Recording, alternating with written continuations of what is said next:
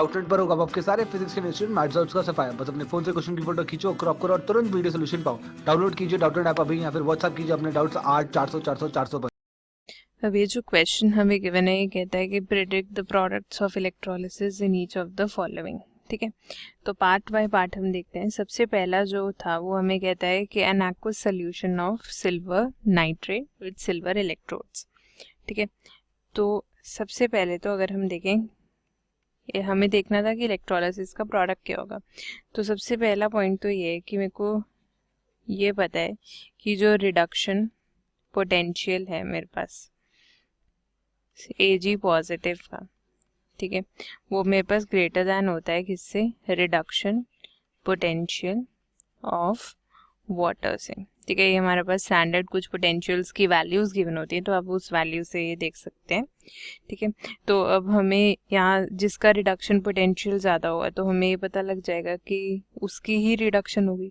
तो हमारे पास reduction of Ag positive होती है कैथोड पर। ठीक है, तो मेरे पास कैथोड पे क्या हो रहा है, मेरे पास कैथोड पर Ag पॉजिटिव जो है वो क्या कर रहा है, इलेक्ट्रॉन को गेन कर रहा है एंड अंडर को कर रहा है reduction to change into Ag। ठीक है, फिर अगर मैं दूसरा पॉइंट देखूं तो दूसरा पॉइंट ये है कि मेरे को नाइट्रेट गिवन था। तो अगर मैं NO3 नेगेटिव का ऑक्सीडेशन पोटेंशियल कंपेयर करती हूँ ऑक्सीडेशन पोटेंशियल ऑफ वाटर के साथ या फिर सिल्वर के साथ, ठीक है, तो मेरे को ये पता है कि मेरे पास जो ऑक्सीडेशन पोटेंशियल ऑफ सिल्वर है वो सबसे ज़्यादा आएगा। रीज़न बीइंग कि इसका जो रिडक्शन है, रिडक्शन पोटेंशियल वो ज़्यादा है, तो ऑक्सीडाइजिंग पावर इसकी ज़्यादा होगी। राइट, तो मेरे पास ऑक्सीडेशन पोटेंशियल ऑफ सिल्वर सबसे ज़्यादा आएगा, जो कि हम वैल्यूज़ जो हमें स्टैंडर्ड वैल्यूज़ गिवन है उनसे भी देख सकते हैं। ठीक है, तो यहाँ पे मेरे पास एनोड पर क्या होगा, एनोड पे मेरे पास जो सिल्वर इलेक्ट्रोड है उसकी क्या हो जाएगी, ऑक्सीडेशन हो जाएगी। रीज़न बीइंग कि हमारे पास सिल्वर का जो ऑक्सीडेशन पोटेंशियल है वो नाइट्रेट के ऑक्सीडेशन पोटेंशियल से और वाटर के ऑक्सीडेशन पोटेंशियल से ज़्यादा है। तो Ag चेंज हो गया, Ag positive and electron lose कर दिया इसने। ठीक है, फिर उसके बाद हम देखते हैं सेकेंड पार्ट। सेकेंड पार्ट में हमारे पास क्या हो रहा है, ये कह रहा है aqueous solution of AgNO3 with platinum electrodes. So सबसे पहले तो अगर हम बात करें कैथोड पे, तो कैथोड पे मेरे पास क्या होगा, अब हमें जब भी प्लैटिनम गिवन हो तो हमें पता है कि जो प्लैटिनम है हमारे पास वो क्या होता है, एक इनर्ट इलेक्ट्रोड होता है। ठीक है, और अगर ये एक इनर्ट इलेक्ट्रोड है तो मेरे पास कैथोड पे रिएक्शन क्या होगा, सेम यही रिएक्शन कैरी आउट होगा। रीजन बीइंग कि प्लैटिनम तो इनर्ट है, तो Ag पॉजिटिव जो है वो मेरे पास इलेक्ट्रॉन गेन करके चेंज हो जाएगा किसमें, Ag में। ठीक है, फिर सेकंड अगर मैं एनोड की बात करूं तो मेरे पास ऑक्सीडेशन पोटेंशियल ऑफ NO3 और वाटर को हम कंपेयर करते हैं। ठीक है, तो जब हम कंपेयर करते हैं तो मेरे को ये पता है कि ऑक्सीडेशन पोटेंशियल ऑफ वाटर जो है वो ज़्यादा होगा नाइट्रेट से, तो इसीलिए मेरे पास एनोड पे क्या हो रहा है, ऑक्सीडेशन हो रही है वाटर की, यानी कि H2O undergoes a reaction to produce H positive plus 2 electrons, यहाँ पे भी 2H बैलेंस करने के लिए, और ऑक्सीजन के लिए हाफ O2, तो हाफ क्यों है, बैलेंस करने के लिए इक्वेशन को। ठीक है, तो एनोड पे मेरे पास ऑक्सीडेशन हो रही है। अब नेक्स्ट जो सी पार्ट है वो हमें गिवन था dilute solution of H2SO4 with platinum electrodes. देखो, अब सबसे पहले अगर हम H2SO4 की बात करते हैं तो मेरे को पता है कि H2SO4 डिसोसिएट होगा किसमें, H पॉजिटिव में और SO4 2 नेगेटिव में। राइट, अब मैं अगर बात करती हूँ कैथोड पे, तो मेरे पास कैथोड पे क्या होगा, प्लैटिनम दोबारा से इनर्ट इलेक्ट्रोड, तो इस इनर्ट है तो इसीलिए हमारे पास क्या होगा कि हमारे पास जो H पॉजिटिव है वो अंडर को करेगा reaction by gaining of 2 electrons और ये चेंज हो जाएगा H2 गैस में।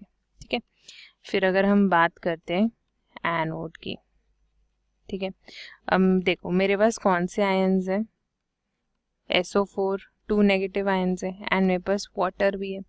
अब मेरे पास इस एनोड पे दो रिएक्शंस पॉसिबल हो सकते थे। दो रिएक्शंस कैसे? अगर मेरे पास जो कंसंट्रेशन है H2SO4 की वो हाई है, ठीक है, रिएक्शन 1 हमारे पास सब प्रेफर होगा, ठीक है। तो अगर मैं लिखती हूँ कि मेरे पास कंसंट्रेशन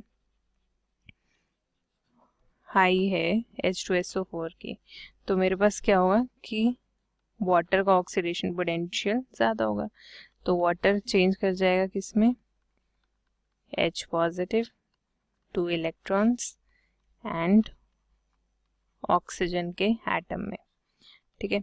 पर अगर मेरे पास जो ये कंसंट्रेशन है, ठीक है, वो लो है, लो कंसंट्रेशन ऑफ H2SO4, और ये लो कंसंट्रेशन का पैरामीटर होता है कि ये 50% क्या हो, एक्वस हो, ठीक है। तो मेरे पास ऑक्सीडेशन पोटेंशियल ऑफ क्या ज़्यादा होगा, SO4 2 नेगेटिव आयंस का, ठीक है। तो मेरे पास SO4 2 नेगेटिव आयंस जो है वो चेंज कर जाएंगे किसमें, S2O8 2 negative aqueous plus 2 electrons, ठीक है, और बैलेंस करने के लिए यहाँ पे 2 आएगा मेरे पास, ठीक है, क्लियर। तो ये था हमारे पास ये रिएक्शन। अब डी पार्ट कहता है हमारे पास an aqueous solution of CuCl2 with platinum electrodes. अब सबसे पहले तो हम वही कैथोड पे देखते हैं। अब प्लैटिनम हमारे पास इनर्ट इलेक्ट्रोड है, तो हमारे पास क्या होगा, देखो जो CuCl2 है सबसे पहले वो मेरे पास डिसोसिएट होगा Cu2 positive plus 2 Cl negative में, ठीक है।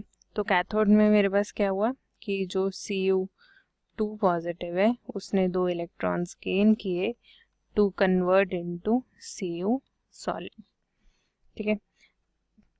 और वैसे अगर मैं बात करूं एनोड की, अब यहाँ पर एनोड पे काफ़ी इम्पोर्टेंट पॉइंट है कि हमारे पास ऑक्सीडेशन पोटेंशियल ऑफ वाटर जो है वो तो मेरे को पता है कि वो ग्रेटर देन है ऑक्सीडेशन पोटेंशियल ऑफ Cl से, बट अगर हम oxidation of Cl negative to Cl2 carry out करते हैं वो ज़्यादा प्रेफर की जाती है।